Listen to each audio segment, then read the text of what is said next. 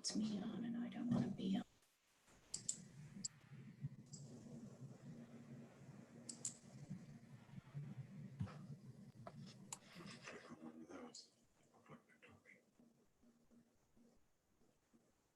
I can't hear anything. I can't hear anything. Yeah, I'm.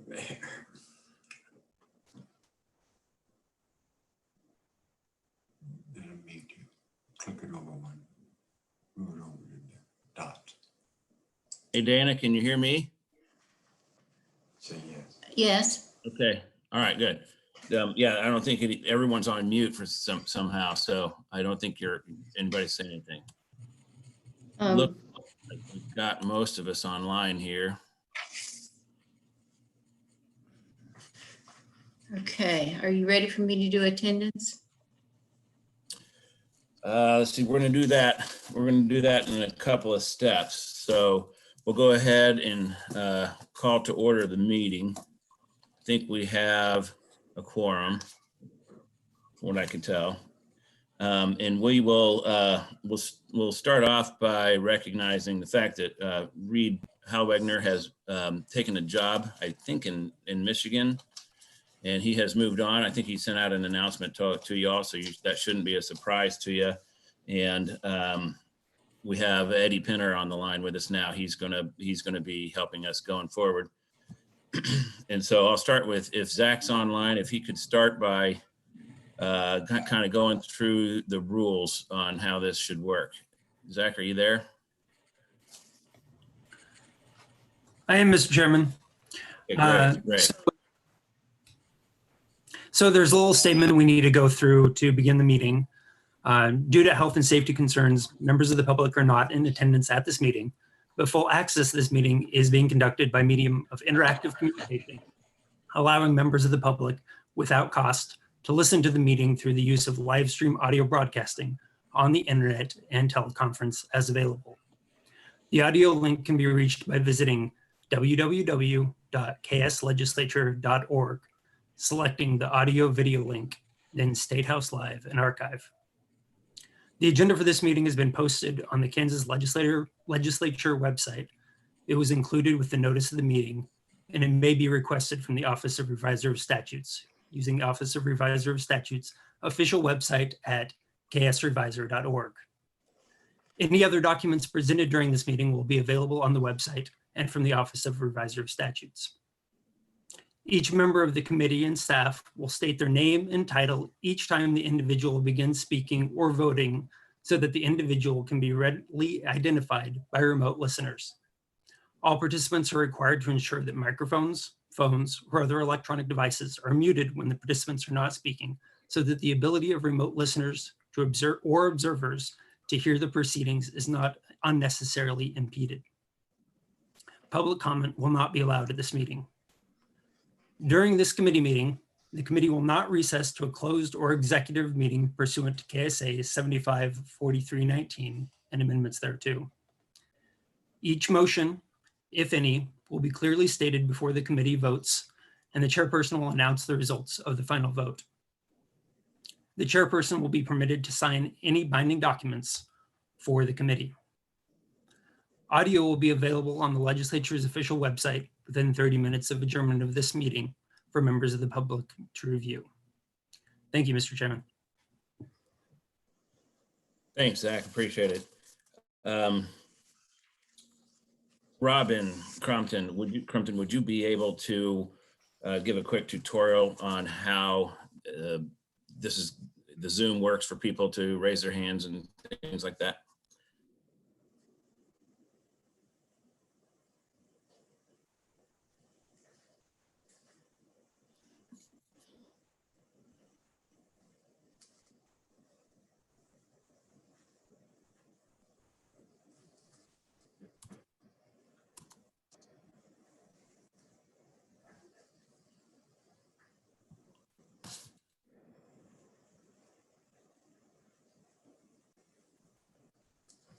Robin, are you there, or is there anybody else that can do that?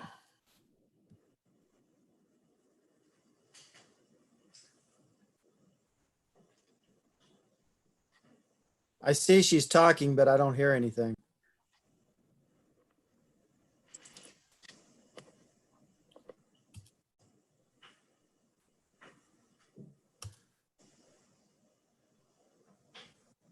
I don't either.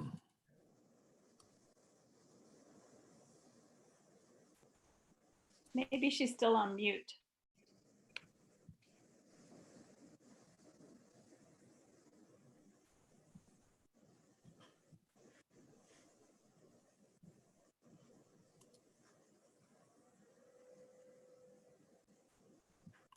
She's not showing to be on mute, and I think she's got some pretty important things to say.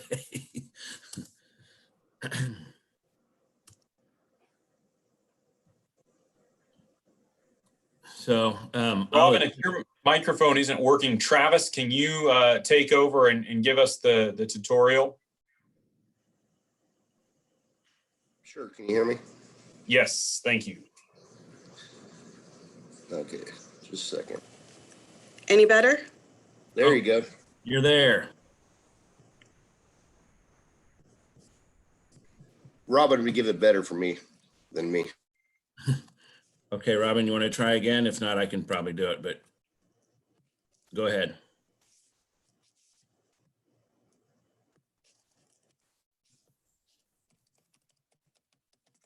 All right, so I'm not sure that she may be suffering from low bandwidth. So Travis, you want to give a Can they shot even at? see me? Yeah, Hello? we can see you. I can see you, but can't hear you. You're just like you're breaking up. Okay, Travis, just go ahead and go forward with it if you can. Okay, sure. Thank you. So you can actually rename yourself if you're on the phone, and all you have to do is right click on your picture and hit rename. So you could see me, you just can't hear me. Well, now we can hear you. We can hear you a little bit every once in a while. Through Zoom. Yeah, you're just breaking up, it seems like. You're coming If through I- fine.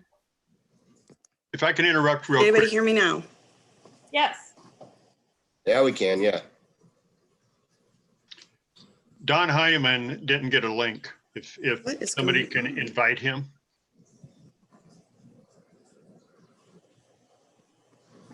I will be emailing Don Heineman right now with the link. Thank you.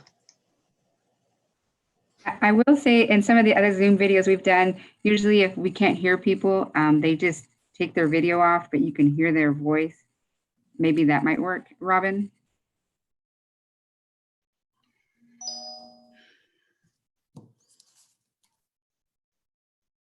Yeah, and it looks like you're muted now, Robin. All right, listen, I can, so here's what we're gonna do. This is, there's evidently a problem on Robin's end, or maybe just in the, maybe at the state level or on Zoom level. But anyway, if you all see at the bottom of your screen, there's a little thing that says participants. If you click on that, there is a box that should open, and on the bottom right hand, there's a raise hand box. And if you click that, it should notify me that you're going, that you have a statement that you want to make or a question that you want to ask, and then I can call on you. Does everyone understand that or see that? Anybody have a problem getting to that?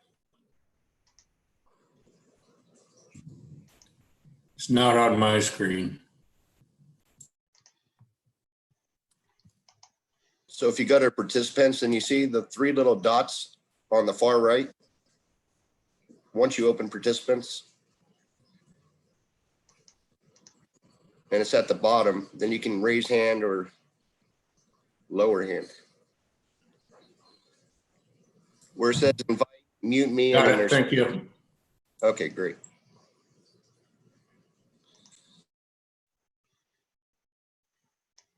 Okay, so I think, John, can you unmute the people as we call them for roll, or does everybody need to unmute?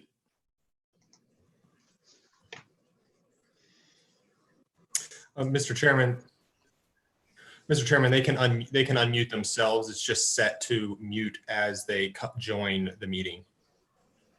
Okay, then I'm going to ask Dana to go ahead and unmute herself and take roll for the meeting. Just note that everyone, if you click on your picture, you can click on unmute to speak, and just reply with here.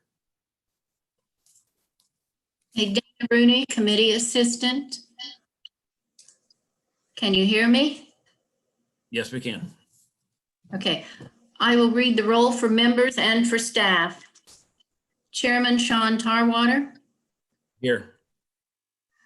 Vice Chairman Ken Corbett, Ranking Minority Stan Fraunfelter, Here.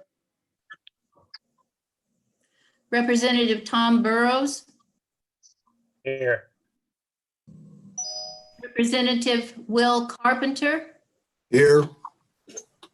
Representative Chris Croft, Here.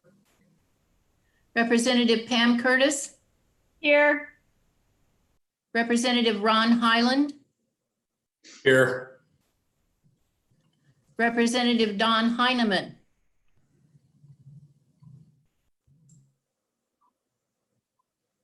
Here. All right, he made it good. Representative Kyle Hoffman, Here. Representative Jan Kessinger, Here. Representative Marty Long, Here. Representative Les Mason, Here. Representative Jason Probst, Here. Representative Bradley Ralph, Here. Representative Luis Ruiz, Here. Representative Randy Williams, Here. Researcher Eddie Pinner, Here. Researcher John Hess, Here.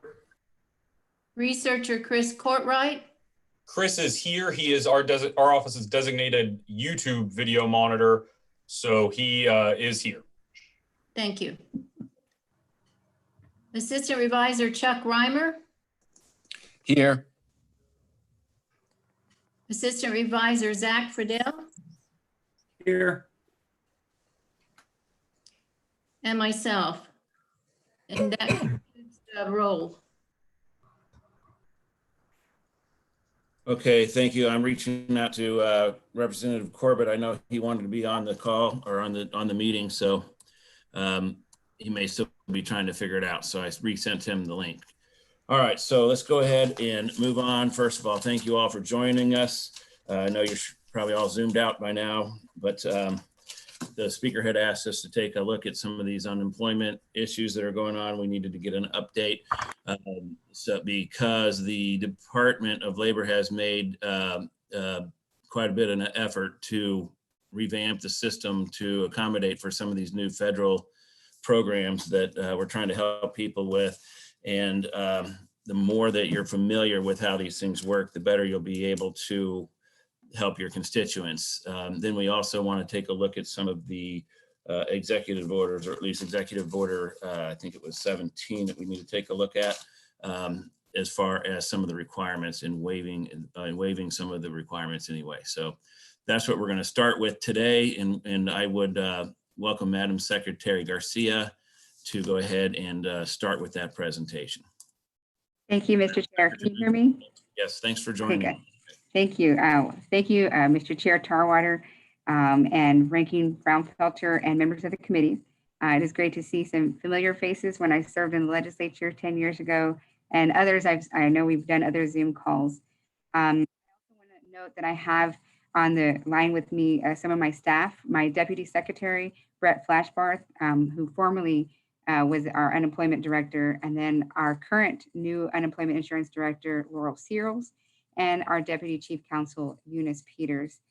Before I get started, I also want to note that Julie McGinney, who's also our legislative director, sent you all attachments to sort of supplement everything I'm going to be telling you.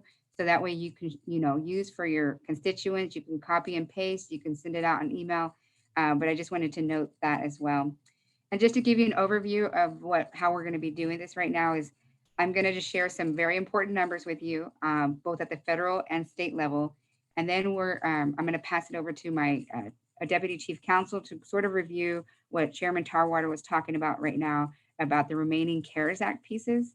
And then also have our Unemployment Insurance Director review all the programs that have been passed in these last 3 bills. And then I'll wrap it up and then we can have it for Q&A for you all. But I wanted to start off with numbers. The National April Labor Report that was released just last Thursday revealed the national unemployment rate increase of about 10.3% points, which is now at 14.7%. I will repeat that, at 14.7%. Now, before before March 15th, it was something at about 3.4%. So we have done a huge jump. This magnitude is on par with the Great Depression. However, the speed is immensely faster. It took the Great Depression about 2.5 years to see the employment declines that we are seeing in just 6 weeks. Kansas joins all the other states across the country as we grapple to confront basically this capacity challenges.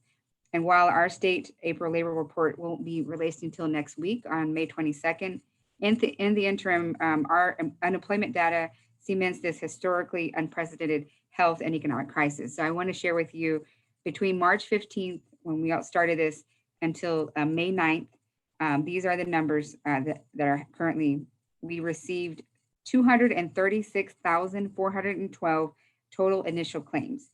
And last week, we had about 115,536 continued weekly claims, with about 93,888 individuals receiving benefit payments. Now, some of you may ask, do we have enough money to sustain this in our trust fund? The answer is yes.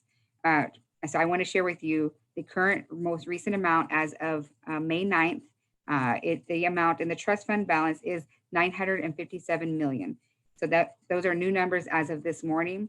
So I wanted to reassure you that. And also thank you for, it was because of the partnership with the legislature and the business community and other stakeholders who, after the last recession happened, everybody got together and said, we do not want to be in this position to have to borrow money from the federal government and be charged some of that interest.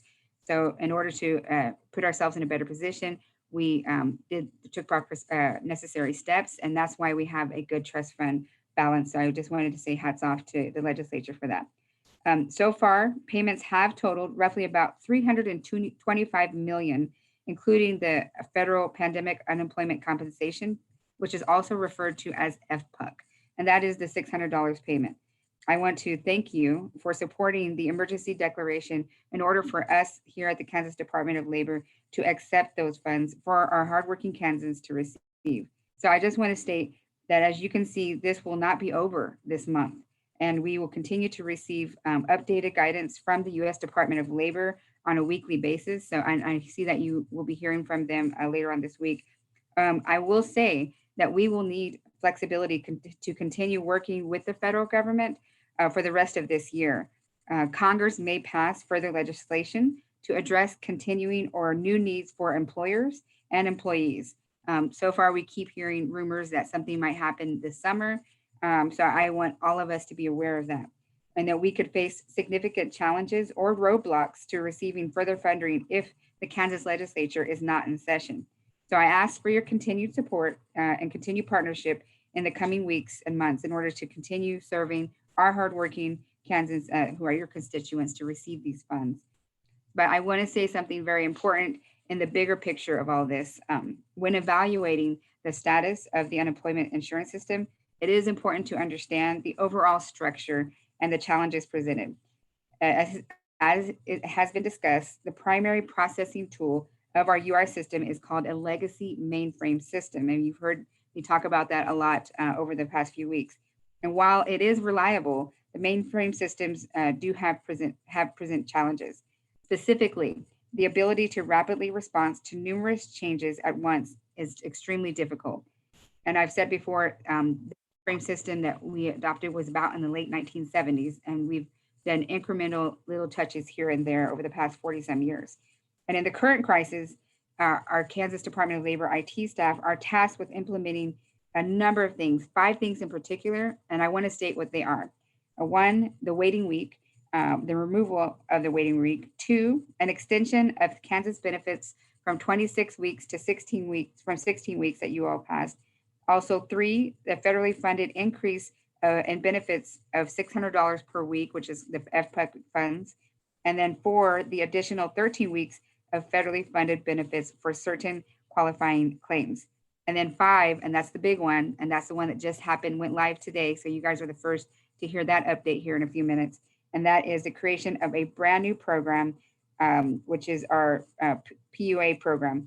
It's the one that it provides benefits to self-employed and others not traditionally eligible for the unemployment insurance benefits. And so these changes all utilize the same payment file. So all of those 5 programs, including the big one we just created that was going live today, they share the same payment file. So those changes must be in concert with each other. And so that creates a challenge in itself because they have to be in concert. It's like a Jenga kind of, the game Jenga. If you pull one, something might happen because they're all related. So this requires painstaking code review and testing. And so further, the ability to utilize additional outside resources is limited due to the unfamiliarity with the ks.gov mainframe environment. And even current programming staff, inherent challenges are presented due to code documentation issues that have occurred over a period of several years.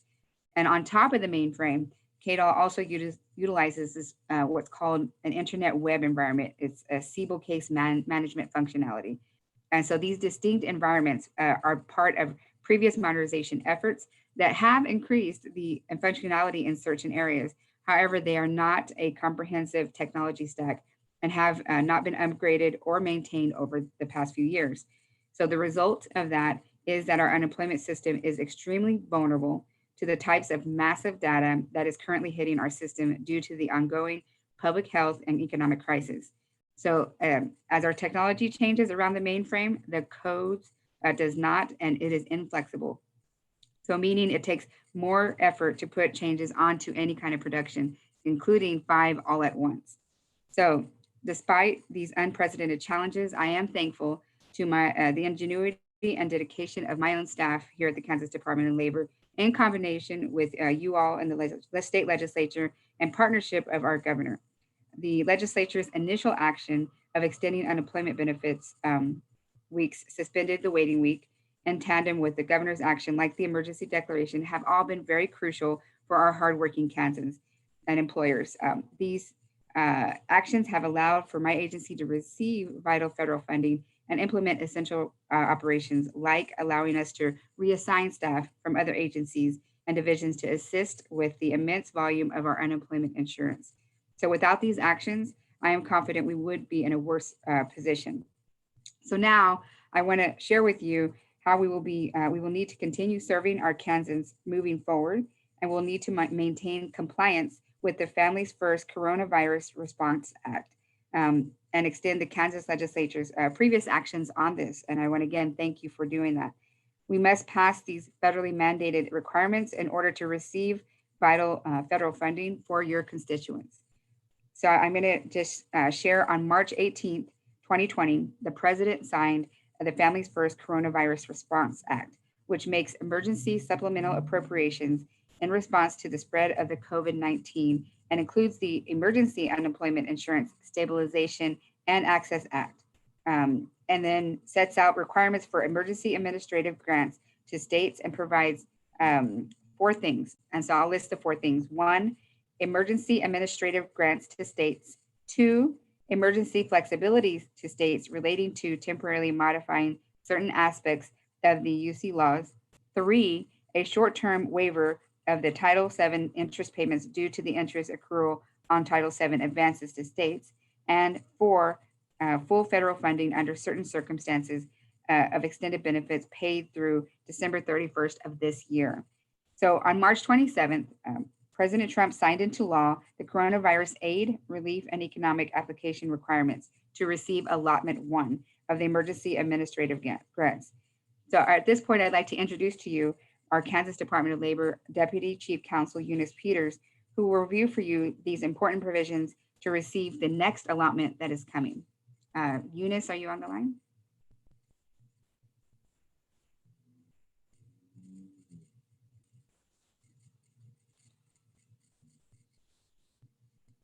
Okay, her video is not working. So then I will go ahead and review that piece. So basically at a high level, the Executive Order 2017 allowed the state to meet these requirements to receive emergency administrative grants. So those are allotments 1 and 2 under the Families First Act piece. And many of these requirements involved waiving statutory requirements on a temporary basis. So now the EO 2028 extended the EO 2017. Thus, the state's ability to meet these requirements will end on or before May 31st, which is just in 3 weeks. So if the state does not continue to meet these requirements on or before September 15th, it will not be eligible for the allotment 2 under this act. So one of these requirements is the waiving a week waiver, which also allows the state to receive additional federal reimbursement funding under the CARES Act. I know it says September of this year, but I will note to you all that we keep hearing rumors that there may be another piece of fourth legislation happening with federal Congress this summer. Should that happen, we may need until December. So I'm just putting that on your radar because I understand you all, sine die is next week. So this is very important. And this is what Chairman Tarwater was talking about as we have been sharing this information with him in the last few days. So in anticipation for the EO 2017 expiring at the end of this month, KDOL is proposing the following. It could be legislation or just extending one of the options we said is extending the emergency declaration. And so these are the 6 sections that I want to just give you a high level piece of. And that was section 1. It meets the allotment 2 requirement. That's the state's commitment to the UC system. Section 2, waiving the work search requirement. Also, that's a part of the allotment 2 requirement. Section, another part of that meets the CARES Act federal reimbursement funding. And I believe we submitted that attachment for you all. And then section 3 is employer notification to employees, which meets also the allotment number 1 required.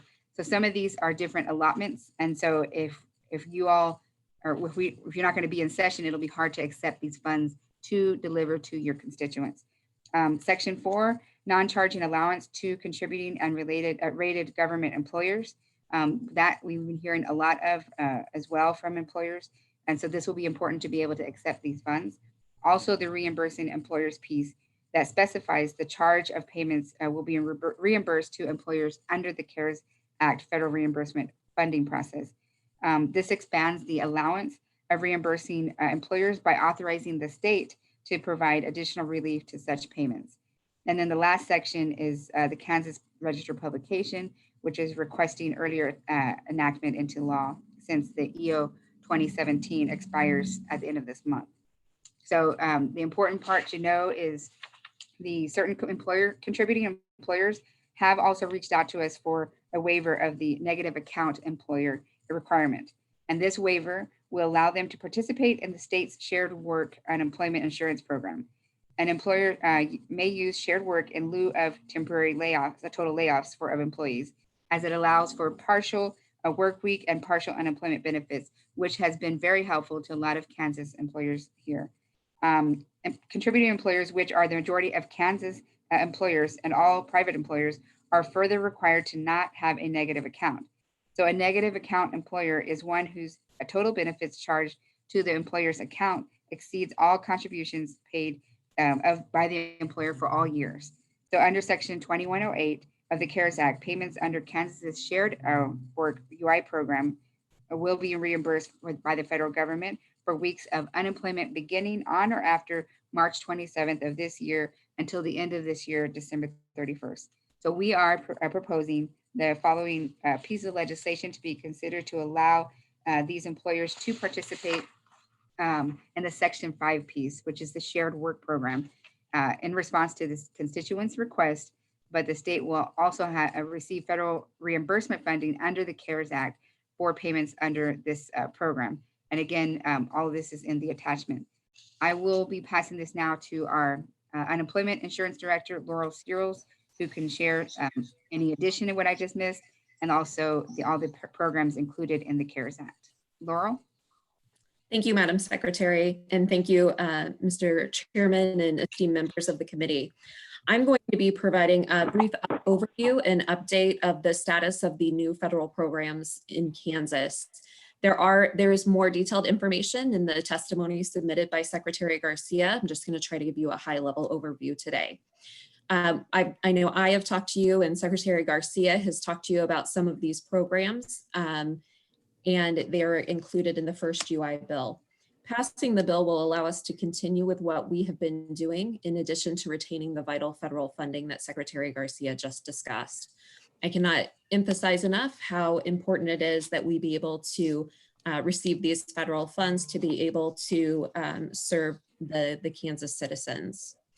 So as Secretary Garcia said, the CARES Act was signed into law March 27th, 2020. The law includes a number of provisions on various topics related to unemployment insurance, notably pandemic unemployment assistance, emergency unemployment relief for governmental entities and nonprofit organizations, federal pandemic unemployment compensation, temporary full funding of the first week of compensable regular unemployment, emergency state staffing flexibility, pandemic emergency unemployment temporary financing of short-time compensation payments in states with such programs, and grants for the short-time compensation programs.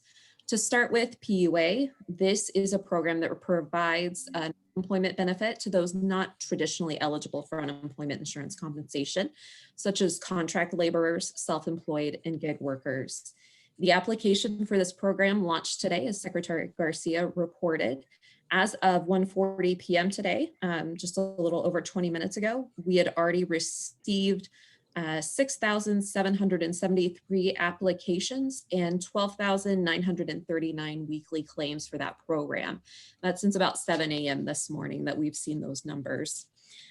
Governor Kelly did sign the agreement for Kansas to participate in PUA on March 28th, 2020, and Secretary Garcia delivered that agreement to USDOL on the same day.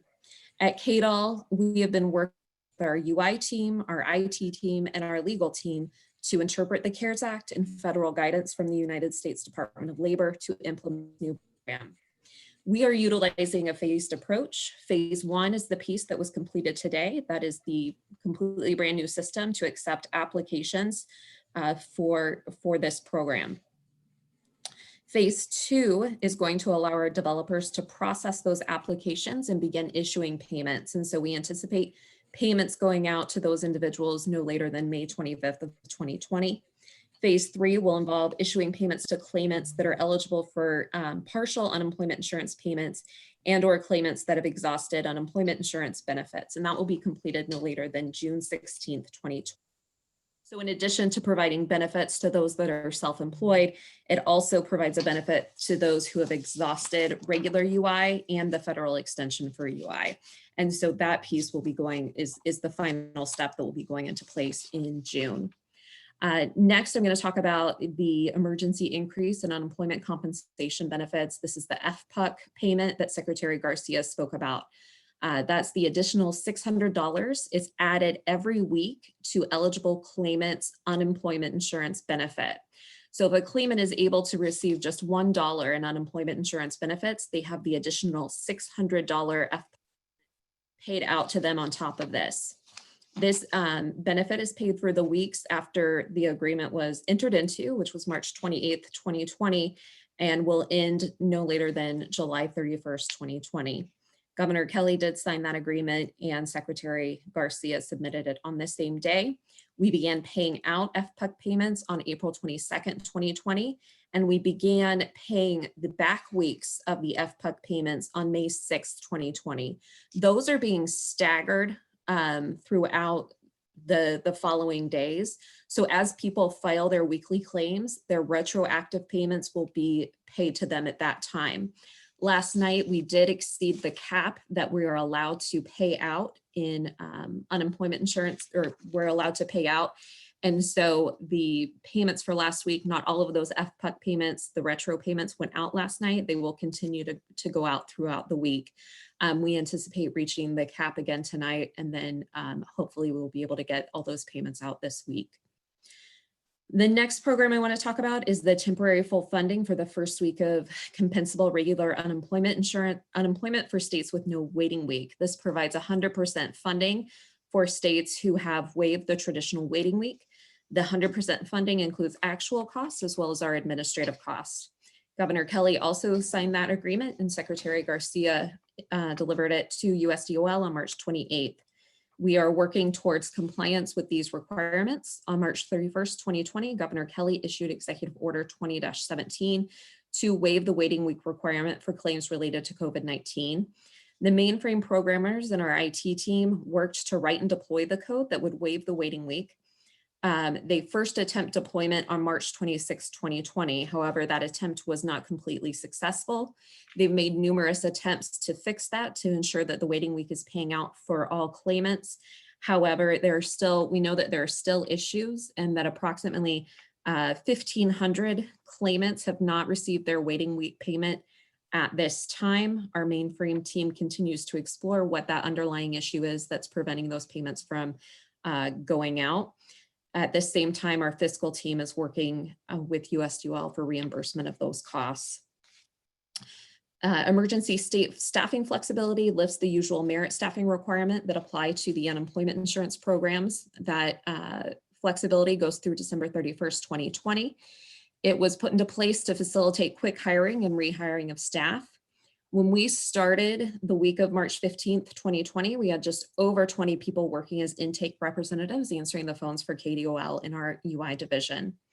That is because our funding is tied to it's federal funding, and it's tied to the unemployment insurance rate. And as our unemployment insurance rate had been historically low for many years, our staffing was also historically low. So overnight that changed. During the week of March 22nd, we acted quickly to double our staff. We did that in intake by bringing back staff that we had promoted to other parts of the agency and brought them back to answer the phones. During the week of March 29th, we brought in additional staff from other sections of the unemployment insurance division. We trained them on what it takes to be an intake agent, and we set them to work answering the phones. At that point, we had approximately 60 intake representatives. Shortly thereafter, we established a triage contact center with the assistance of the Governor's Office, the Department of Agriculture, and the Department of Commerce.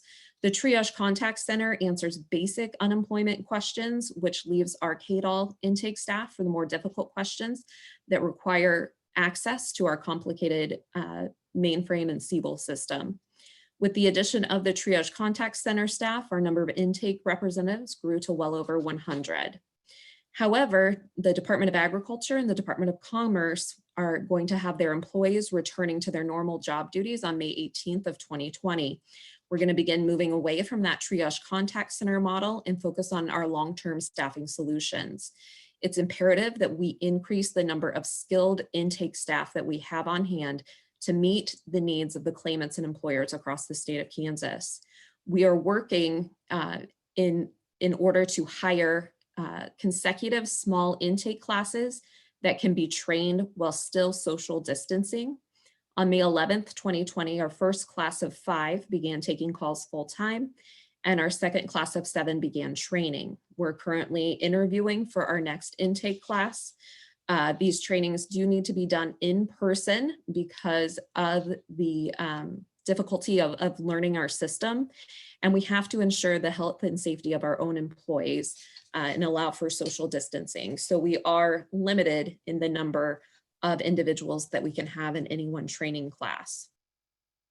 Throughout the pandemic, we've also been heavily recruiting former employees and rearranging our staff within KDOL to best respond to this crisis. I currently have 109 employees that fall into these categories. Either they're former staff members that have come back, or they are staff members who work traditionally in our industrial safety and health or workers' compensation division that have come over to the unemployment insurance division to assist us at this time. The next program I'm going to brief you on is the Pandemic Emergency Unemployment Compensation Program, PEUC. This provides additional unemployment compensation benefits for those who exhaust regular unemployment under state law. This is an additional 13 weeks of benefits that is federally funded. Governor Kelly did sign that agreement and Secretary Garcia delivered it to USDOL on March 28th, 2020. USDOL released the guidance through UPOL 1720 on April 10th. My staff completed the business requirements on April 13th, 2020. However, our IT team have not been able to begin taking action on this project until this week. This is another program that requires extensive mainframe programming and utilizes that same payment file that all these prior programs have been utilizing. And so they have been focused on extending benefits out to 26 weeks, waiving the waiting week, making sure that we can get PUA payments paid out, and getting the additional $600 in benefits paid out. We have had to prioritize these different programs as we have moved on. And so we are now working on the PEUC program within our mainframe team. Next, the temporary financing of short-time compensation payments in states with STC programs. That provides us 100% reimbursement for benefits paid under our STC program, which you may be familiar as our shared work program. Reimbursement may be made for up to 26 weeks or 26 times the weekly benefit amount. We do call this our shared work program in Kansas. We have seen an increase in usage of this program as it's been very beneficial to employers and employees across the state. An employer or business owner may use the shared work in lieu of temporary total layoffs. It allows for a partial work week and a partial unemployment insurance benefit. It is not available for seasonal layoffs. Governor Kelly again signed this agreement on March 28th and it was delivered to USDOL on March 28th. We are going to seek reimbursement for these weeks through December 31st, 2020, which is the maximum time period for which reimbursement may be sought under the federal law. There are also grants for these programs that are put into place to promote and assist enrolling employers in the programs. There's $100 million in grant funds available for that for all the states. We are going to seek some of those federal dollars to be able to further promote our program. Guidance from USDOL is just now beginning to come out on the STC programs. We did receive some, I can't remember if it was the UPOL that came out last night or the day before, but we are getting guidance from USDOL, not just weekly, but daily, sometimes multiple times a day. So that's a brief overview of the federal programs and where we are at. And now I'm going to turn it back over to Secretary Garcia.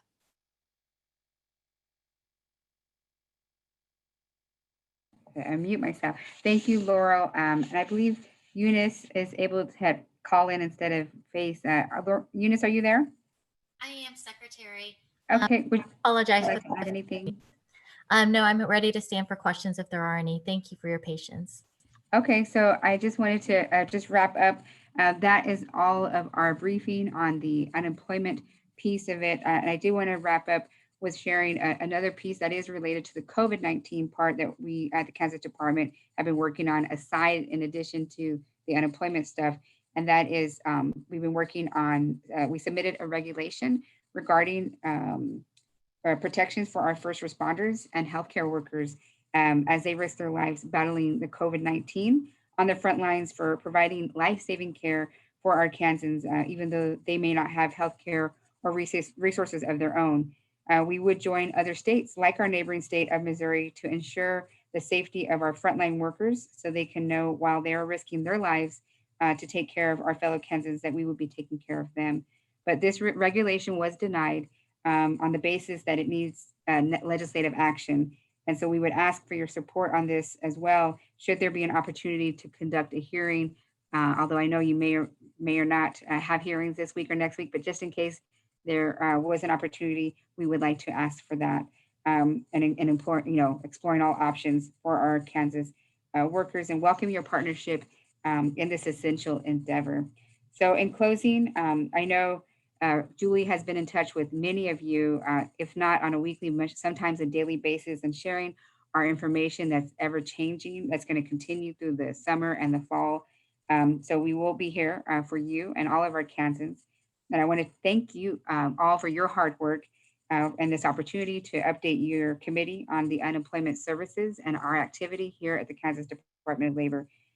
As we adjust to our new normal, I am looking forward to continuing our partnership to build a better Kansas and move our state forward. And at this moment, I'm happy to stand for any questions along with my staff that you may have, Mr. Chair. Okay, thank you so much, Madam Secretary, for taking the time to go through all this and your staff. There are a few questions here. I see that Representative Carpenter and Burrows both have questions in that order, and I will, I'll call on them here in a minute. I wanted to touch on a few things. First and foremost, the last thing you mentioned was the presumption that you get COVID-19 while at work if you are working as a healthcare worker and you wanted to try to put a bill in for that because you cannot do it by regulation. So the bill that I had seen, or the last time I spoke to you, it wasn't limited just to healthcare workers. It was also several other businesses, such as anyone in the process in the line of planting, cultivating, shipping, delivering, and serving. Yeah, essential. And serving essential food. workers. All the essential workers currently would also be presumed to have contracted the disease at work. And I had asked you at that time, I had a concern of what it would cost the insurance carriers and what would it cost the private self-insured individuals that have, adequate reserves for their current risk. When we add this risk we add this additional risk to the pool, how are they going to pay the claims? And because I would imagine that some of these claims could be pretty large, and they are no insurance company and no self-insured could possibly have proper amounts of reserves. And so if we were to enact this, at that time you hadn't spoken to any insurance companies, or at least not heard back. And so I've spoken to a few, and they refer to it as the California law because California did the same thing. And so with that, the insurance companies are kind of all running scared. They're not sure what their liability is and how much additional premium they're going to have to charge these businesses. And so have you heard back from any of the insurance companies that you reach out to and what this would do to that industry? Yes, and thank you, Mr. Chair, for that question. Actually, after we hung up with you, I did check with my work comp director, and he did share that he actually had spoken to the insurance company, some of them in the Kansas City area. And I did not know that before talking to you. And that was a conversation that we'd like to have during a hearing to see what would be some of those options, whether it be something maybe like a trust fund kind of piece, or should there be a fourth piece of federal legislation that does support that in support of employers. But that's why we were proposing, should there be an opportunity to have some kind of committee hearing this week or next week, that we would like to have that opportunity. So what did the insurance companies tell you about the additional risk? Well, I believe and I can't recall, Brett, I'm not sure if my deputy's on the line, of what our work comp director told us. I just know that there was a conversation and that they would be willing to talk to the legislators to see what that would look like. I don't believe there was an amount yet. Okay, great. I look forward to seeing. I reached out to a few insurance companies here, and they had not heard from you yet. But we'll cross that bridge, I guess, when we get to it. Yeah. But as I mentioned, it's too late to try to introduce the bill into commerce, so you would have to try to figure out a way to get that into an exempt committee. Let's go ahead and move on to some of the questions that we have from the committee. And Representative Carpenter, we'll start with you, and please unmute yourself and then remute yourself when you're done asking. Thank you. Representative Will Carpenter here. Madam Secretary, you talked about the self-employment piece, taking applications now. Yes. Last week in talking with Julie, it was 3 to 6 weeks before any checks were going to be issued. Has that changed? Is that still the timeline?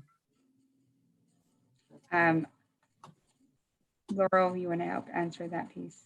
Yes, thank you, Representative Carpenter. The date that we have anticipated to issue payments is on May 25th of 2020. They have assured me that payments will be going out no later than May 25th. I'm always hopeful that they'll go out earlier, but I'm at the mercy of my mainframe programmers. Okay, thank you. And Representative Carpenter, I would like to add and just another plug-in of the importance that Kansas must modernize. We were in the process of doing that last summer. We started into the fall, and we were about to go for an RFP this in February, and then coronavirus happened. So I can't stress enough the importance of modernizing Kansas and modernization, and particularly in this program. Thank you, Mr. Chair.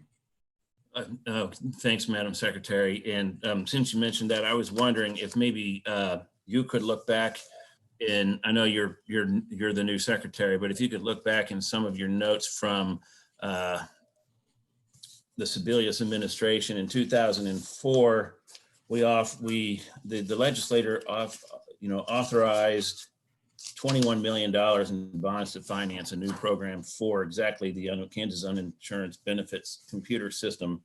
And then in 2007, another $26 million was issued from the federal government as well. And it looks like about 70 some million dollars was spent researching having a new site and employing a new site. That seems like an awful lot of money. Now, I mean, granted, it was the same person that spent hundreds of millions of dollars on a website that didn't work for healthcare. But if we could look back there, maybe there's a lot that we had learned with the millions and millions of dollars of research that we did without ever changing anything. And so maybe that would be a good place to start.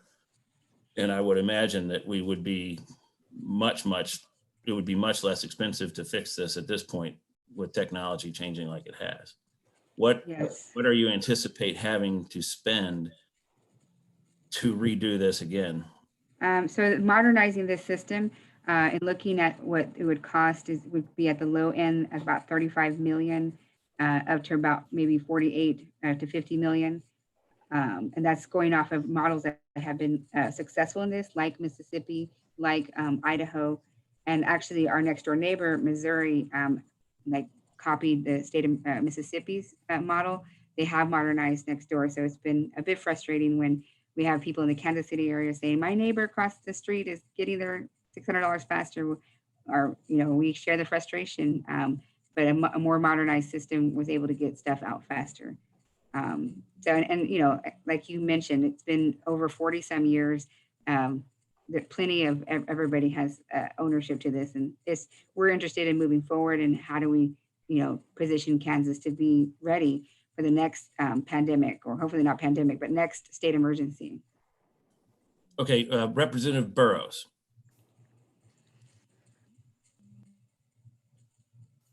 Thank you, Mr. Chairman. Madam Secretary, thank you for all your work under these most trying and challenging times, to you and staff for getting as much communication as possible in such a timely manner, and all your assistance from a number of us that have reached out to you with concerns for our constituents. I do have one question. It has come to my attention about the tax implications, not only on the unemployment insurance that the state will be paying, but also the tax implications on the feds. Do we know where we may be in reference to how that will affect those receiving UI benefits? I'm going to have my Deputy Secretary or UI Director speak to that. And you're asking about the tax for employers at the state level? No, Madam Secretary, I'm asking about the income tax implications that those receiving UI benefits will have at the end of the year once the pandemic is has passed, hopefully been addressed at that time. But I do believe that the 600 from the government on a weekly basis, as well as what we're paying in UI benefits, do have tax complications. So I'm looking for some guidance. Yes, yes. The $600 is taxed on a weekly basis. Laurel, if you could share more information on that. Absolutely. So the unemployment insurance benefits and the additional federal funding are both considered taxable income that will have to be reported on your income taxes. Every year we issue tax documentation to all the claimants who have received unemployment insurance benefits throughout the year in order for them to be able to complete their income tax filings. So there are tax implications. Claimants do have the opportunity to withhold taxes from both their FPUC benefit and from their state regular unemployment insurance benefits. So they are able to have tax withheld from their benefits. Okay. Is that a good, Representative Barrows? You have anything else? No, Mr. Chairman, thank you. I do appreciate the clarity. I know that has been asked not only of myself, but others, but I thought this would be a good forum in which to get that information out. So thank you very much. Okay, Representative Corbett.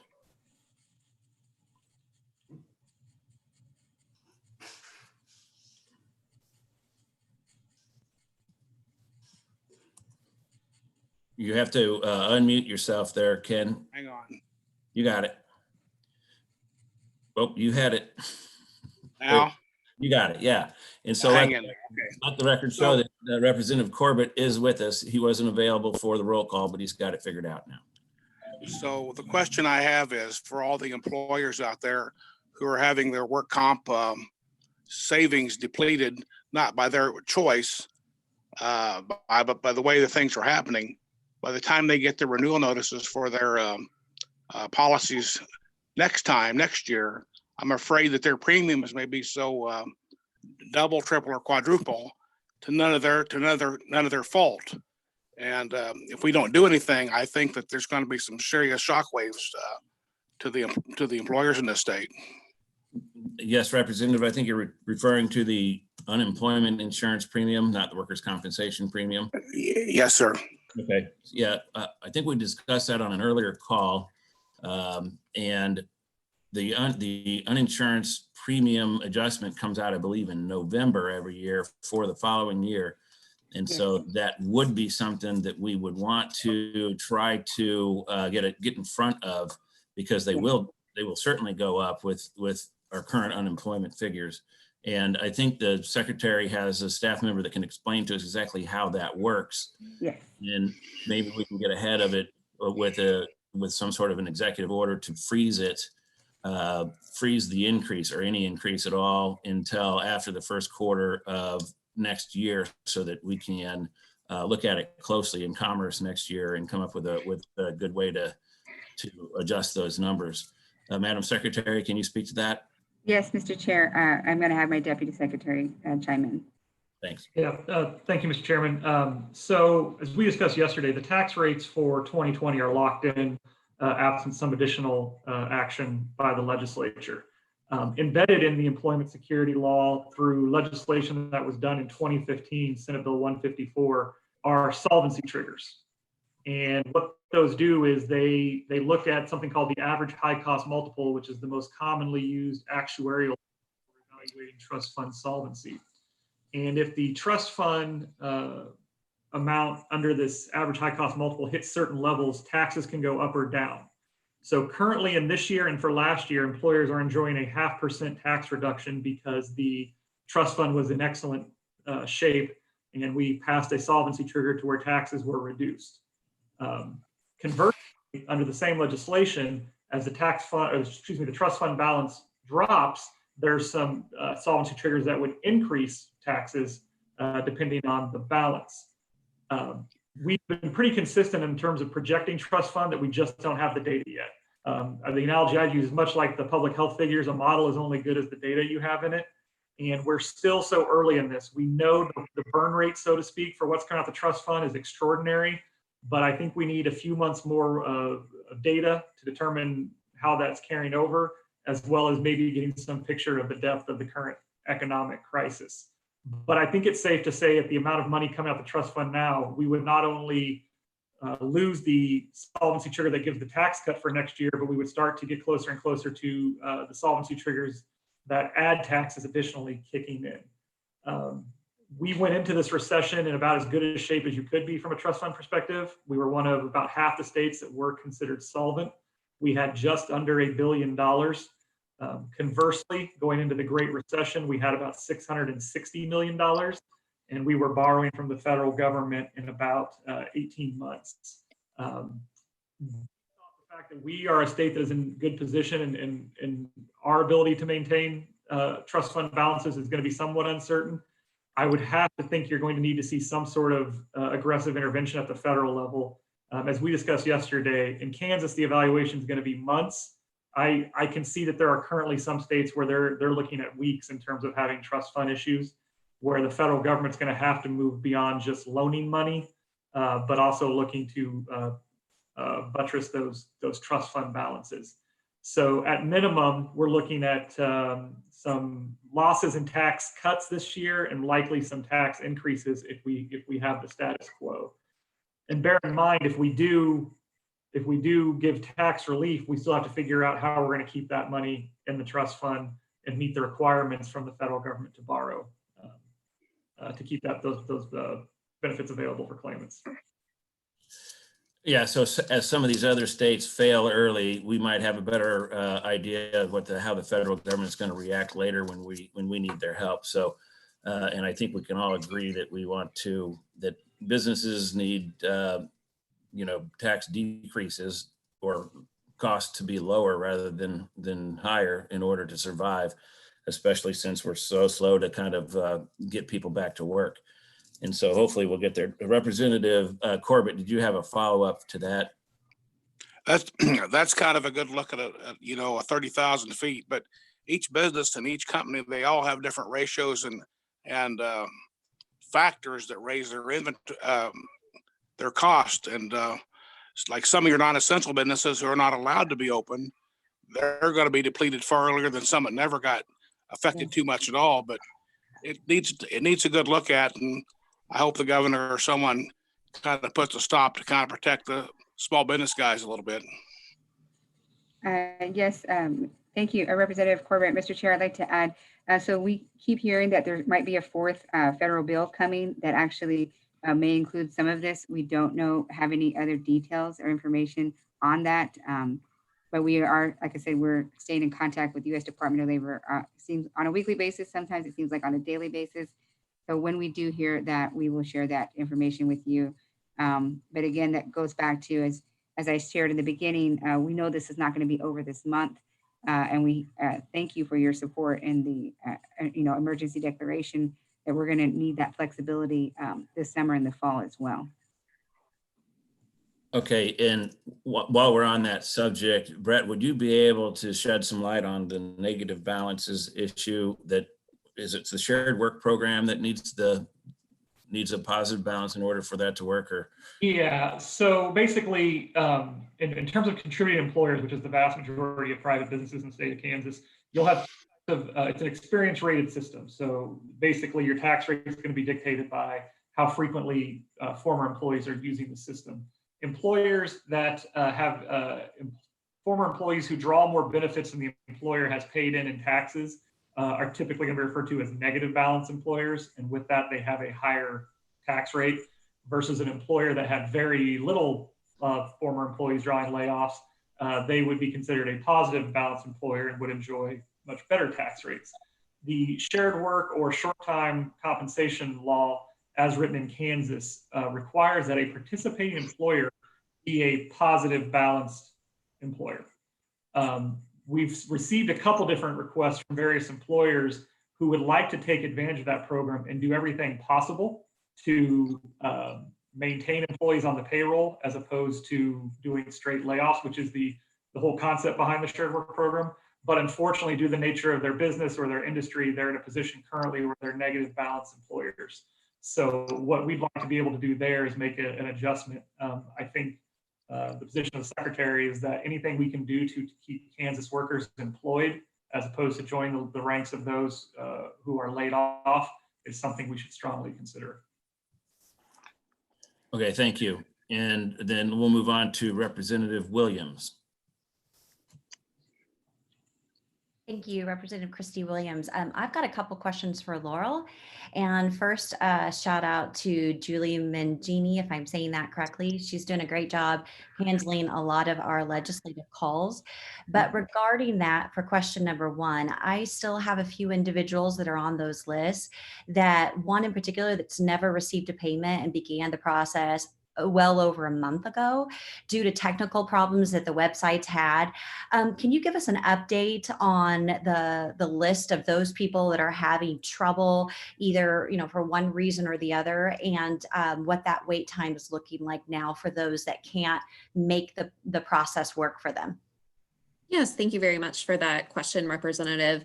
We do have a constituent inquiry team that is working diligently to respond to those requests. When we started that, and it's primarily made up of some of our retired employees who've returned to work for us. And as we started with 2 individuals doing those, we quickly found that 2 people were not enough. And so as the number of, we're not able to keep up with the number of requests, so we've increased staffing to that group.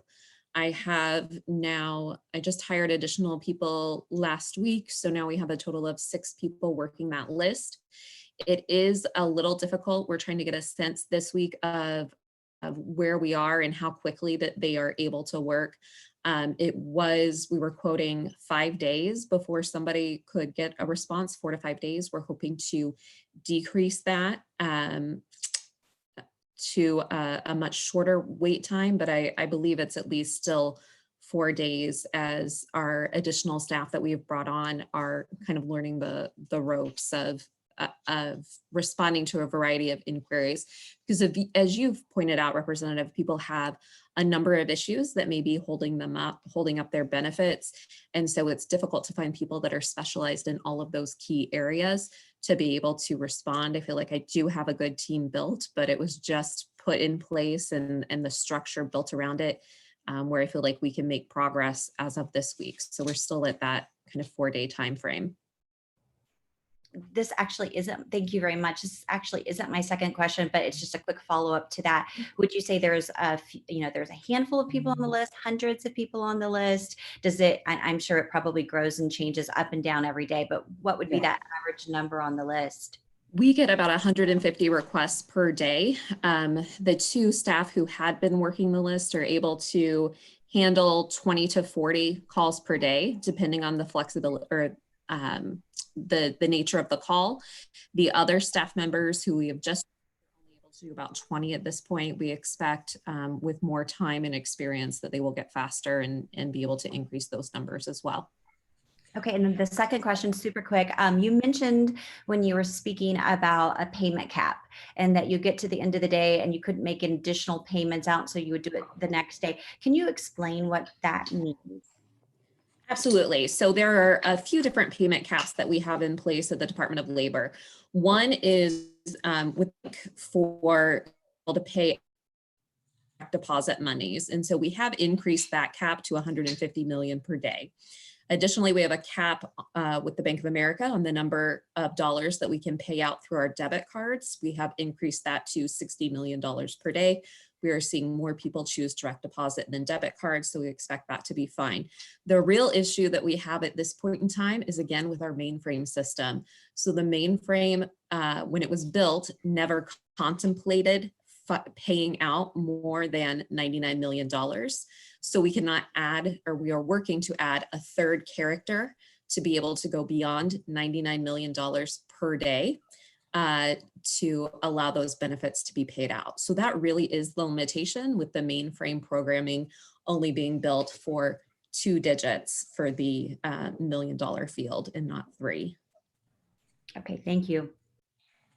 Representative, Mr. Chair, if I could add as well, Representative Williams, your first question, one thing that is going to be very helpful that I wanted to note, since PUA did go live today, some of the calls we've already began to see a slight decrease. And so the constituent team that Laura was talking about has let us know that. So I think we hope to continue as we see that the many days pass by now, people will be able to be uploading their documents to the new PUA program that went live today. We'll be able to get back to some of your constituents faster. So I just wanted to add that. Thank you. Representative Williams, do you have anything else? No, thank you. Okay, Representative Hoffman. Thank you, Mr. Chairman. Yeah, Representative Kyle Hoffman. Madam Secretary, thank you for being here. I just want to go back to the staffing that you've talked about. You talked about that you've increased staffing through Department of Commerce, Department of Ag, and that you're now looking at other ways to staff and other, I guess you're hiring more people. Yeah. I'd kind of like to know what your future end game is, as far as I would assume that those are all temporary workers, that you're not planning on having them for a long period of time. I think one of the best things that we can do is quit thinking that this is a new normal and start giving hope to people that things are going to get better on a statewide basis. And I think that as the months go, we'll start seeing hopefully those unemployment numbers, start going down. So I guess my question is, what is your look on those people that you're hiring? It seems like to me would have been better for you to go with some temp agency or call center or something to bring people in temporarily, instead of hiring people and then maybe, hopefully in less than 6 months, maybe we'll be able to start bringing those numbers down as far as a number of people needed. So what's your anticipated goal as far as how many people are you thinking you're going to have and how long and those sort of things? Thank you, Representative Hoffman, and I'll have my deputy chime in as well.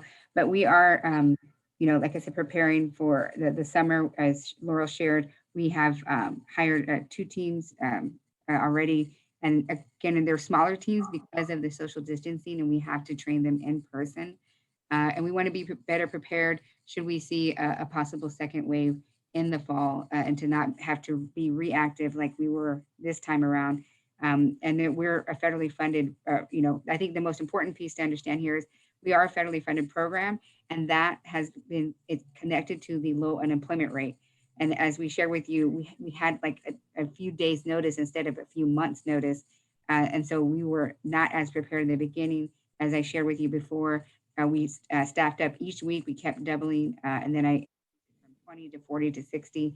And then we got the triage call center. Now, so some of those state employees are having to return to their home agency. So now we are looking at other options of still continuing high volume phone calls.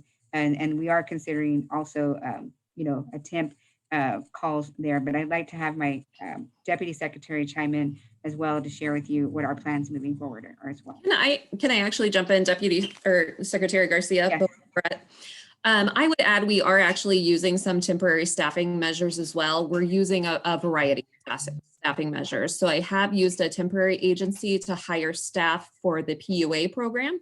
We know that that's going to be a short-term program, so we have temporary staff. We're also reassigning employees within the Department of Labor temporarily to come and help in some of these different areas. All of the retired employees and former employees that we have brought back, we're bringing back on a temporary basis. They are 999 employees, and they are well aware that their employment is just through this crisis and to get us through. And they've been very responsive, and I'm very thankful to have them join us. Many of them volunteered to step up and take this job on. And then additionally, these classes of employees that we're hiring, they are permanent employees. As I said before, I have a class of 5, a class of 7. I'm hiring another class that will hopefully be around 10 for my 3rd class. We always hire intake reps in the summer. The nature of the job is very difficult. You're talking to people at oftentimes the lowest point in their life. and it can be very, very difficult. So we do have turnover in that position. Some of the turnover is good. They promote and move on to other positions within the Department of Labor, which is great. We love to be able to promote from within. And then some of them burn out and move on to other opportunities. So this is part of kind of the normal cycle. We have started that cycle earlier than we would in other years. Usually we wait until a little bit later in the summer to begin the staffing and the intake classes, and we'll just do 1 to 2 large classes. But we are engaging with a temporary staffing agency, and we're looking at a variety of different staffing methods. And then if Brett would like to add anything else, I would welcome his input at this time. Yeah, one more thing to note in terms of, and I do appreciate your, I think we all need a little bit of that every now and then, Representative Hoffman, on optimism. So I appreciate that, because especially in our line of work right now, there's not a lot of that in abundance. I think we would all agree, though, that with the onslaught we've faced, us and every other state are not able to provide the level of service we would want. Even if we do see improvement, which we're all hoping for, and we want to be optimistic about, most economic predictions are going to show us for a considerable period of time being at levels elevated beyond what we were coming into this recession. So even though we're trying to staff up now to handle this massive onslaught, going back to Representative Williams, this staff will still be valuable because we're still going to have higher unemployment, and hopefully we can get to a level where we're providing much, much better service and not have people get that difficulty getting in. What we're facing now is unprecedented. There's really no good solution for how to handle it, but we're probably looking at down the road elevated unemployment, hopefully at a lower level. It'll be really good for us to be able to provide the type of service everyone on this call would want for those folks, and that's why the extra staffing is still going to be very valuable to us. Well, I appreciate that. I'd like, I guess, something later, a memo, if Mr. Chairman, if it would be okay. I'd kind of like to see a memo of, I mean, you didn't answer really my question as far as what is your goal, as far as how many are you planning to have? What's the, you talk about there's turnover, but then that's fine. But I'd like to see a future outlook of what you're planning to have in the future, and the number of people that you've hired, and those that are temporary, those that are you're planning on keeping for a while. Those are all issues that are, I assume, you're going to come later wanting more money, budgetary wise, next year, probably because of those issues. And I just like to have a little bit of an idea what you're. So on the budget component, that's, we went into this with budget challenges because unemployment's federally funded and it's inverse. So when times are really good, your budget's really low. Right now, with the money provided, we talked about needing to take the steps to get those federal dollars. We're getting a substantial amount of federal dollars. So we're going to be okay from a budget perspective because the federal government's pumping quite a bit of money. I think we'll be in a position a little bit farther down the road to try and do some of that analysis. Right now, candidly, as we're still very much in the thick of things, our focus is on getting as many people on the phone, providing as much assistance to people as possible. And then hopefully if we start to see a little bit of a positive momentum in the economy, we can start to do kind of some of that analysis of what are some numbers we need to kind of level out at. But as Laurel said, so many of these people are, the number of phone calls that came in from former retired employees saying, I have a job and I'm still working, but I have 4 hours on Friday. What can I do to help? The first two folks who talked about doing the constituent work that Laurel referenced were both former call center management people with over 70 plus combined years at the agency, enjoying very nice retirements, and they came back and now they're on the phone 8 to 5 every day, doing everything they can to help people. So some of that will take care of itself.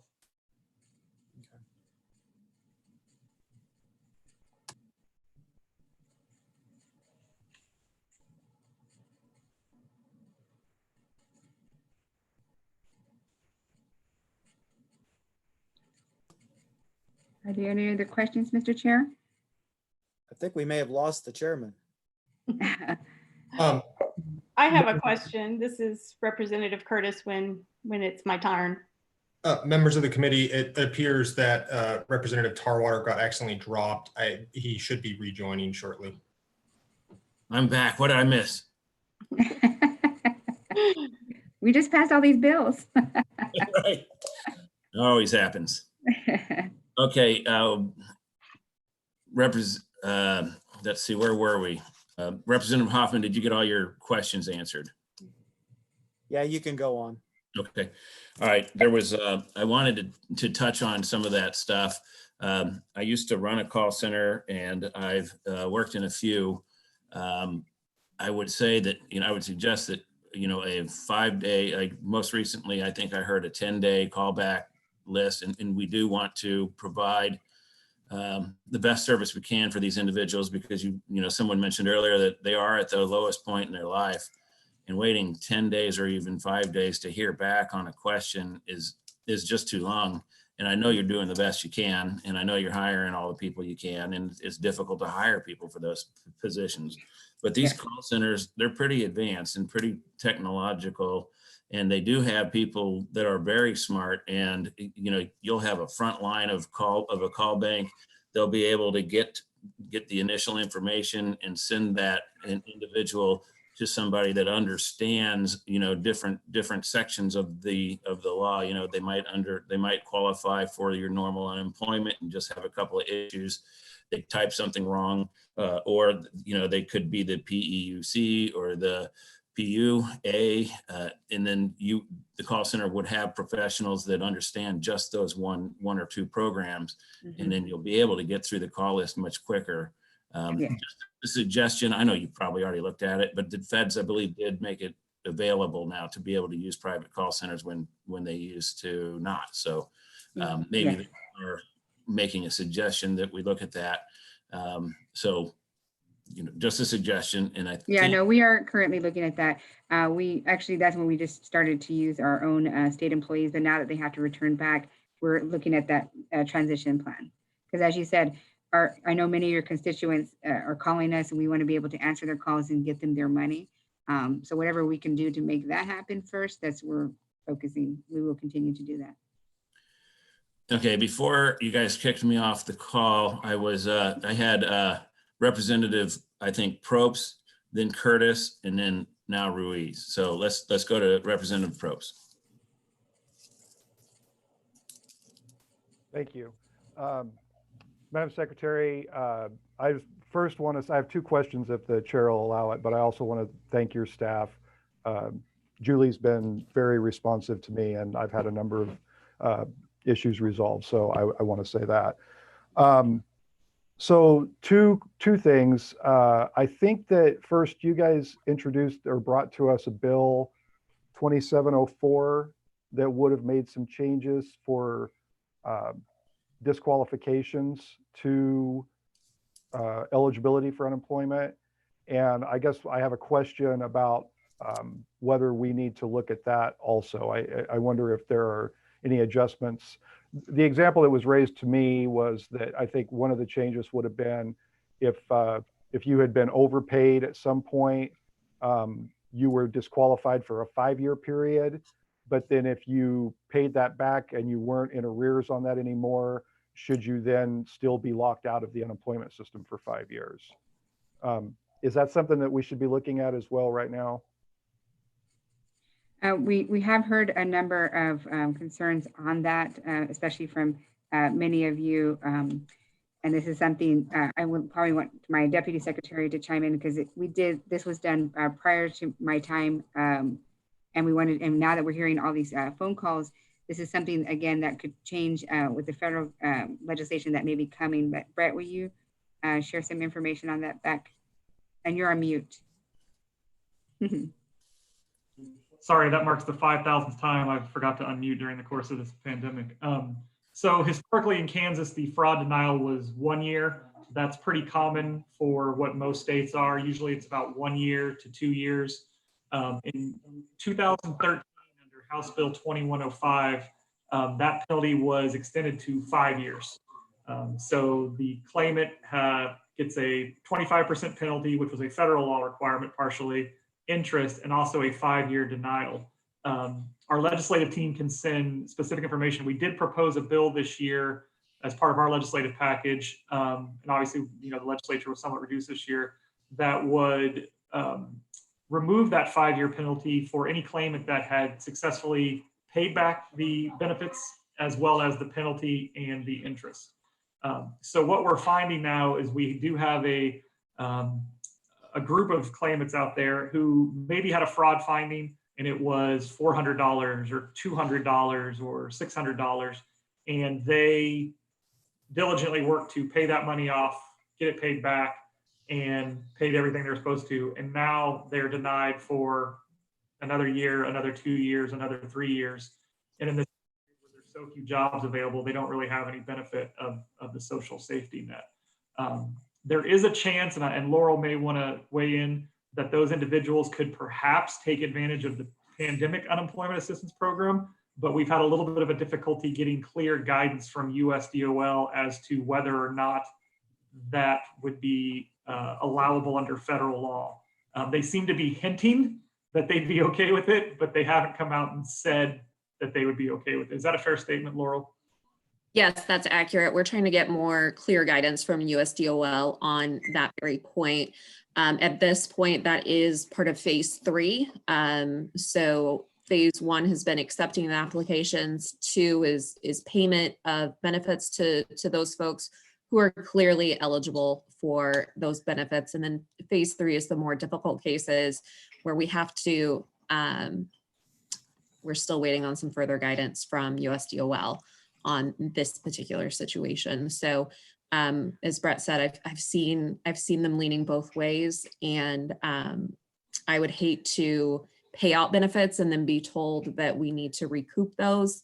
And so we're trying to get more clear guidance before we know. Certainly that legislation is something that could be considered. We also had a provision in there eliminating the offset for pensions, which is also impacting a group of claimants. And Representative, I'd also like to add, thank you, Laurel, that should there be, and as we've alluded to, we keep hearing updates on a weekly basis from USDOL. Again, the reason why it'd be important to be able to be flexible this summer and fall is if something were to happen like that, to enable that, we want to make sure that your constituents are covered.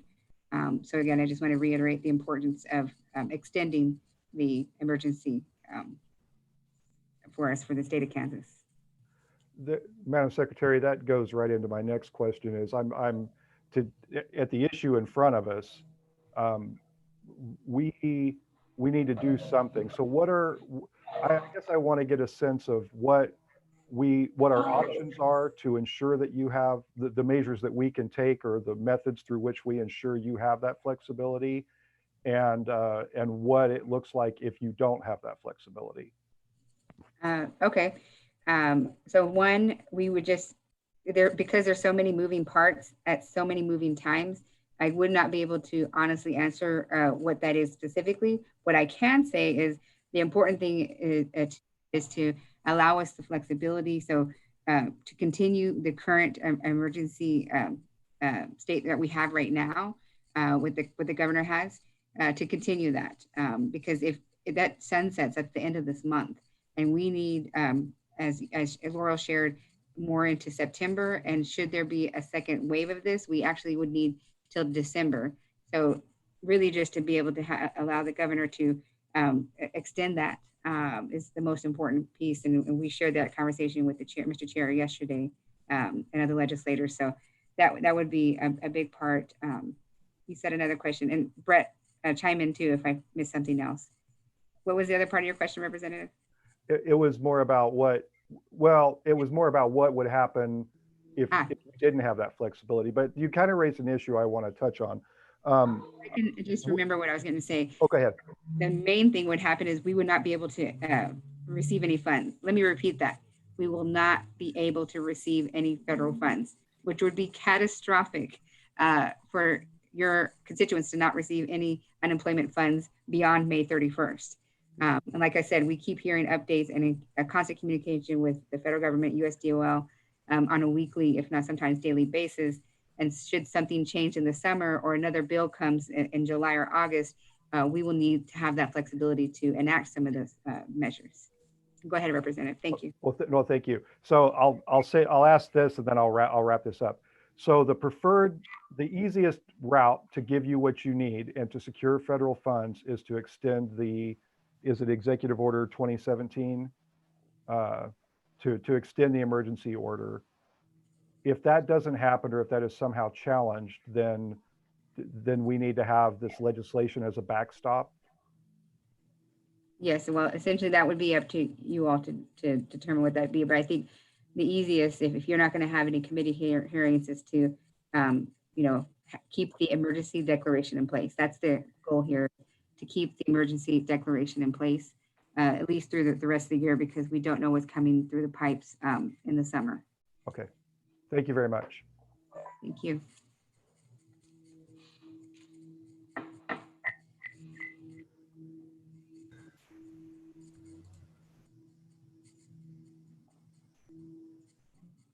Mr. Chair.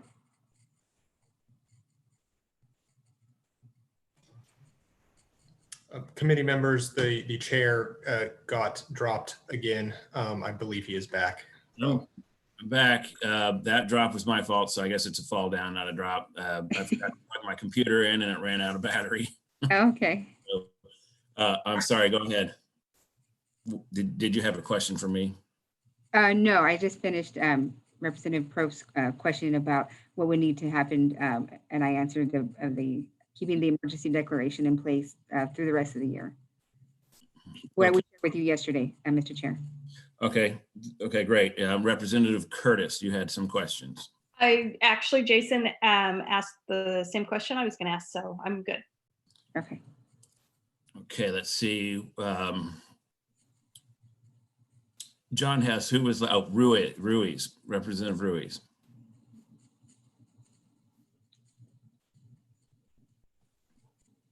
You need to unmute.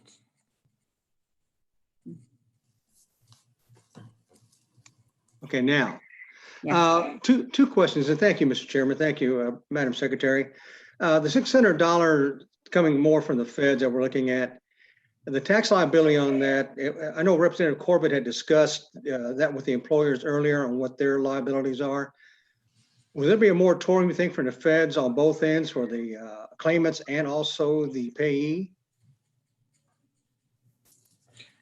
I don't understand your question. Are our claimants going to be dinged harder on these next $600 as they would ordinarily on the regular benefits, or would they be able to get a moratorium from the federal government based on the current circumstances? Laurel. Yeah, I'll go ahead and jump in here. We have not heard of any moratorium on the income tax requirements for the $600 at this point. As Secretary Garcia indicated, there could be further laws passed later this summer, but at this point, there's been no moratorium on income tax requirements for the additional $600 or the regular unemployment insurance benefit payments. Thank you, Laura. And then my last question, Madam Secretary, can you elaborate? I don't know if this follows source, but with our southwestern Kansas, our meatpacking facilities there, the unemployment status and what's going on there. Can you elaborate on what's happening with our people there? Representative Reese. So I don't have, I can share with you the employment numbers per se in Southwest Kansas. And just so you know, we have a weekly review of unemployment numbers every Tuesday. So the fresh numbers just came out a couple hours ago. And looking at the numbers here, usually we consider Ford, Finney County, and Ford County is at about 320 and 518. Oh, those are the unemployment insurance. Yeah, actually there is.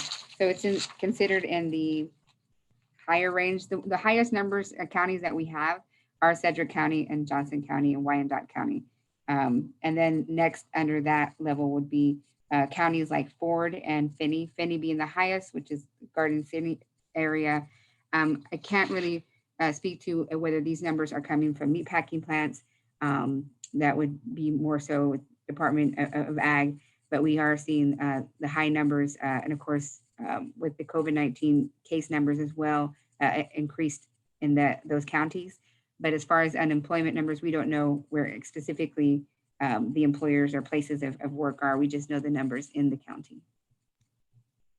Thank you. Representative Williams. Thank you, Chairman. This is Representative Williams. And so I had a question about the comment regarding the emergency act or order must be in place from the governor. It sounds to me that if we put these items into statute, and if there were a change in something that were to come down the pipeline from the feds that we didn't anticipate, we could have a special session to address it. But it sounds that to me, by your 6 items that you're requesting, if we put those in statute, then that would take care of any issues with the federal government. Because we know right now, for example, FEMA is not requiring the state of Kansas or any state to have their own declaration or emergency declaration. They're still providing without that. And so I'm assuming that the unemployment insurance might be the same, but I have not yet confirmed that with our congressman. So I didn't know if you could elaborate on whether or not the statute, by fixing this on the 21st would resolve our issues except for the unknowns that might be out there. Thank you. Yes, thank you, Representative. Whatever the mechanism is, whether it be statute, whether it be keeping the emergency declaration in place, whatever that may be, we just want to be able to have access to receive the funds so that your constituents could have access and receive unemployment benefits. So it'll be up to you all to decide what that mechanism is. Okay, thank you. I just wanted to clarify that extending the emergency order is not the only method. Thank you. Mm-hmm. Okay, I'm seeing no further questions from the committee. I have a few, and so if you guys end up having a question, I know we're running kind of late on time. I wanted to address the extended 13 weeks, the PEUC program.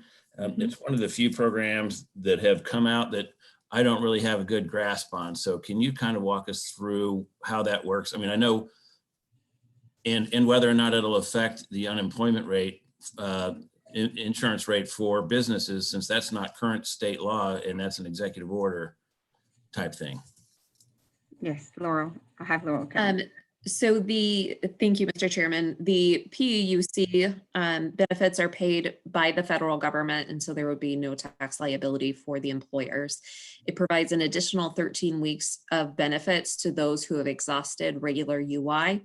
So in Kansas, if you've exhausted your 26 weeks, if you filed your claim after January 1st, 2020, or if you exhausted 16 and filed your claim prior to January 1st, 2020, then you can apply for PEUC once that program is up and running and receive those benefits. That benefit amount is paid it's the same amount that you received under regular UI. So if your weekly benefit amount was $320, then you would receive $320, but it would be federally funded for those 13 weeks. Those benefits would continue until you could, up to 13 weeks, or if you triggered onto a new benefit year and you could establish a new benefit year before the exhaustion of those 13 weeks, then you can return to regular unemployment insurance benefits. And then you would have the remaining weeks if then you exhausted again, which hopefully no one is in that position. But you could collect the remainder of those 13 weeks, and then you could potentially receive benefits from the PUA program. So the federal legislation has really been provided a lot of benefits to unemployed workers. It makes it hard to want to go back to work if you could do that, all that back to back to back. All right. So would that also include the extra $600 or just what the state was paying? Yes, Mr. Chairman, it does include the additional $600. So the $600 is paid on top of your unemployment insurance benefit, a PEUC benefit, or a PUA benefit, but it only at this point, it only runs until the end of July. So after the end of July, then the additional $600 per week should no longer be available unless it is extended by Congress. Okay, thank you. And you had said when it becomes available in Kansas, it was my understanding that that the PAU program, if you entered all your information into that, or that's where you would go to enter the information for the extended 13 weeks. And at the end of that, they would shift you over. Are we not able to accept applicants yet on the extension? Because it was my understanding it would all go through the same thing. No, so the systems are connected. So before you could receive PUA or PUC, you would have to file a regular unemployment insurance claim. So that is the first step for receiving PUA, is to be ineligible for regular unemployment insurance. PEUC would actually, so if I'm a claimant receiving unemployment insurance benefits and I exhaust my benefits, I would actually go on PEUC first before I could trigger onto PUA. So to make it even more complicated, you can bounce back and forth between the systems like I explained before, where you can exhaust, jump back to regular UI, then go on the extension again, then go on to PUA. PUA is available until the end of December 2020. PEUC is our last program that we are attempting to stand up. They are working on it right now to get that in place.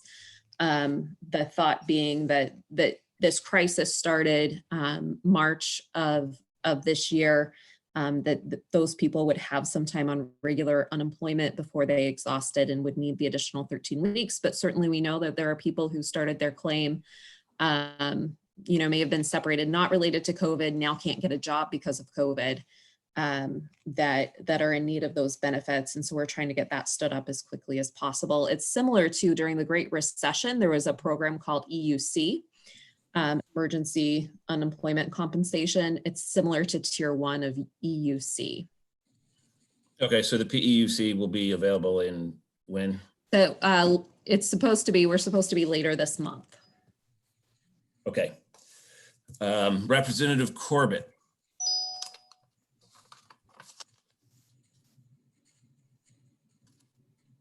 You still have a question, Representative Corbett? You're on mute. So can you hear me now? Yep. So the question I have is, as things start to open up in Kansas and the employers want to call their employees back, and if the employees say, nope, I'm making more on unemployment, if they're offered a job, does the employee have the option to come back to work or stay on unemployment? So we have issued last week the job refusal policy, and I'll let Laurel add on to this. But the individual must come back. There is paperwork where the individual and the employer have to communicate with us. But Laurel, if you can speak more to the job refusal piece. Yes, so as I'm sure you're all familiar with, one of the reasons that you can be disqualified for unemployment insurance is if you refuse an offer of suitable work without good cause. That's under current state law, and it remains under current state law. So if you've been called back to work, you are required to go back to work unless you have good cause for not going. So we are going to look at a multitude of factors in making that determination, whether the work is suitable and whether there is good cause for refusing that work. If you are asking somebody to return to their normal job at their prior rate of pay, they were working at it before, they have the training, skills, and experience to do that job, certainly would be considered suitable work. But then we have to look, in light of COVID, at different health factors. Are the employer, am I someone who's high risk, or am I not? Is the employer taking appropriate health and safety measures, allowing for social distancing and protective gear appropriate for the workplace? And then we do ask employers who, Representative, as you said, if it's just, I'm making more on unemployment than I am working and don't want to work, excuse me, we would ask that the employers report that job refusal to us. And while she clears her throat, there is a form that is available on our website that the employer is able to use And then we will be, they would be working with us and we would do the investigation on that. But that form is available as well as workplace safety guidance on the covid.ks.gov website as well. So that way, just to make sure everybody's working safely, but also for the employer to have the opportunity to fill out that form that is available on our website. Mm-hmm. Okay, any further questions, Representative Corbett?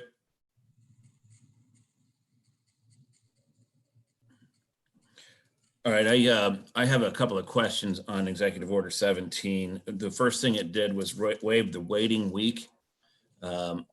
And that is one of the things that you're requesting to do in the bill in order to keep receiving federal funds and have them pay that first week. It is my understanding that we accomplished that in the bill that we passed right before we left. So did we not word that correctly, or does it need to be, how does it need to be worded if we did? And so I'm going to have my deputy legal counsel answer that, if she can unmute Eunice. Yes, thank you, Secretary. And I'm sure Laurel could speak more to this, Okay. but in reviewing the legislation that your body had passed, it really is kind of narrowly tailored towards the issues before and not truly the federal. If I remember right, I believe that waiting week was allowed to be waived after completion of 3 weeks of unemployment consecutive to such waiting period. And in this situation, in response to the federal act, it's just immediate. Charles or Chuck, can you opine as to what we changed? Because it was my understanding that we removed the waiting week and had that sunset sometime next year. Chairman, this is Charles Reimer, Assistant Reviser of Statutes. I'm going to turn my video here. Ms. Peters is correct. Ms. Peters is correct in that the way the statute, or rather the way the bill was worded, was that the compensation was paid after a 3-week period. So I am not familiar with whether or not that meets the requirements of federal law, but she is correct to how the language was worded in the bill. Okay, thank you. If I could add, Mr. Chair, that legislation had already started progressing originally as a response to the aerospace situation. Sure. Not to this crisis. So I think it was kind of already in the pipeline and had some good bipartisan support. So I think that was kind of the quickest way to get it done in terms of just doing that. That's how it had previously been in Kansas, where if you had 3 straight weeks of unemployment, you got the waiting week. So I think that's just kind of the route we went as a state. This would ensure we're in full compliance with the federal government, where the intent seems to be, and again, same what Charles said, I don't have a definitive ruling on that, but their clear intent was to get money out the door immediately. Okay, thank you for that. And then, so duly noted, we can make that change if we need to. And then the second part of that was that we were required to waive the fact that they needed to look for new employment. And when I discussed that, so the way the executive order was worded was anyone that's on unemployment is no longer required to look for work, although we do have them log on every week just in case they did find work, but they're not required to do so. And when I talked to the U.S. Department of Labor about that clause, I believe that their requirement, and he sent me, I don't know, 1,000 pages worth of stuff. I haven't gotten through it all, but I will before Thursday when he's on. But it's my understanding that requirement was for the businesses that we closed as a government and said they could not operate. So they would not, like business owners and people that work for non-essential businesses that were going to be expecting their exact same job back when we allowed those businesses to open, weren't required to look for other employment. But I don't think that it was meant for anyone and everyone on unemployment that didn't have a job before this or doesn't have a job and won't have the same job coming back. It wasn't meant just to waive that requirement. because there are a lot of other jobs out there, and there are online interviews and online everything. So people working from home, Amazon needing to hire people, Walmart needing to hire people. And so there are jobs out there, and if the intent was only to protect the people that own the businesses or work for non-essential businesses, then we probably want to look at that to make sure that we can get the employees back to work quicker. Is that how you understand that, or am I completely missing it? Madam Secretary? I'm gonna have my UI director address that. Okay. Thank you. That is not how I understood it. I can let Eunice speak to it more as she's done more research on the federal legislation. But I certainly sympathize with those business owners as I'm trying to hire people right now and finding it difficult to do. So I would like to take a further look at that. Eunice, can you offer any insight? So the guidance we've gotten from USDOL has not been that clear, but I will tell you the way they have drafted it in their guidance and in the text is a waiver of work search, a waiver of the waiting week, and then the non-charging allowances for employers directly impacted by COVID. And then it goes on to say due to an illness in the workplace or direction from a public health official to isolate or quarantine workers. Now that is a good question, because I have wondered if that last section that talks to due to applies to all three elements or just the last one. And the guidance that they've given us makes it look like it just applies to the last element. But what we have done is since yesterday, we further looked at that, and we did at least we did further revise that provision and sent that to Mr. Reimer to add to the bill, but to at least narrow down that waiver of the work search requirement to this pending crisis. But that is something certainly I've been watching for, and we can certainly look and reach out to USDOL as well to show if that element should be narrowly construed to that specific situation you're talking about. Okay, thanks for that. I appreciate that. And if you hear anything back, if you could, get that to me or Dana so that we can circulate that to the committee to look at.